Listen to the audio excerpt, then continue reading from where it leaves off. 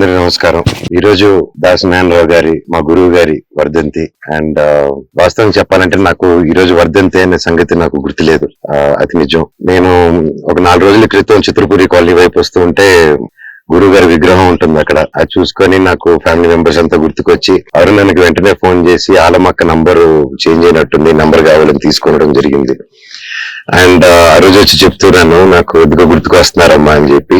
నా గురువు గారి గురించి చెప్పాలంటే ఆయన ఒక గొప్ప దర్శకుడు, గొప్ప డైరెక్టర్, గొప్ప యాక్టర్, గొప్ప screen play writer. And what editing దగ్గర నుంచి, మ్యూజిక్ దగ్గర నుంచి, డైలాగ్స్ దగ్గర నుంచి ప్రతి ఒక్కటి 24 క్రాఫ్ట్స్ ఉంటే 24 క్రాఫ్ట్స్ లో ఆయన రాణించారు. ఆయన అంతకంటే అది అందరికీ తెలిసిన విషయం. కాకపోతే నాకు అంతకంటే ఎక్కువ నా కుటుంబ సభ్యుడు, నా గురువు గారు, నా తండ్రి సమానం.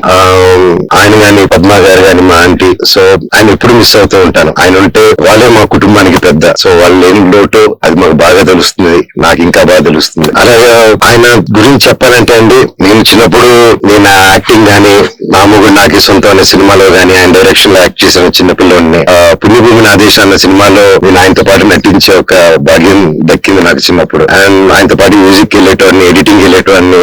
అండ్ నాకు ఏదైనా ఇన్ని క్రాఫ్ట్స్ మీద నాకు కూడా ఇంత ఇంట్రెస్ట్, ఇంత ప్రేమ, ఇంత పిచ్చి ఉందంటే అది మా నాన్నగారితో పాటు దాసనారాయణరావు గారు కూడా అది ఉందండి. అండ్ గురువు గారి గురించి లైఫ్ లో ఈ రోజు ఈజ్ ఇన్స్టిట్యూషన్ అండి. ఆయన ఒక ఇన్స్టిట్యూషన్. ఆయన ఇన్స్టిట్యూషన్ గురించి ఈ రోజున ఇండస్ట్రీ ప్రతి ఒక్కరు చూడాలి. ఆయన మనకి ఎప్పుడో దారి చూపించారు. స్పెషల్లీ ఆయన తీసిన సినిమాలు, సోషల్ సినిమాస్ తీశారు, కమర్షియల్ సినిమాలు తీశారు, లేడీ ఓరియంటెడ్ సినిమాలు తీశారు.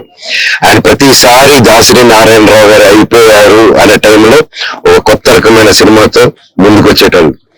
అండ్ ఎప్పుడు మెయిన్ డామినెన్స్, ఒక కమర్షియల్, ఒక పెద్ద మాస్ హీరోస్ ఉన్న ప్లేస్ లో, ఆ డామినేషన్ ఉన్న టైంలో ఓసే రాములమ్మ అని విజయశాంతి గారితో ఒక సినిమా తీసి ప్రతి హీరోకి ఒక భయం పుట్టించారు. ఆ రోజుల్లో ఆవిడ ఈక్వల్ కమర్షియల్ హీరో స్పేస్ కి తీసుకొచ్చారు. And it is not ordinary thing. ఆయన ఇచ్చిన సోషల్ మెసేజెస్ కానీ, ఆయన రాసిన డ్రామా కానీ, ప్రతి ఎవ్రీథింగ్ వాజ్ డిఫరెంట్. అండ్ ఈ రోజు మనం చూస్తున్నాం మన ఇండస్ట్రీలో థియేటర్ సమస్యలు అని చెప్పి మనలో మనం మాట్లాడుకుంటున్నాం, మనలో మనం ఇబ్బంది పడుతున్నాం. కానీ నాకు తెలిసి చిన్నప్పటి నుంచి ఆయన దగ్గర చూశాను. దాసనారాయణరావు గారు ఎప్పుడో మనకు మార్గం చూపించారు, ఎప్పుడో ఆయన దారి చూపించారు.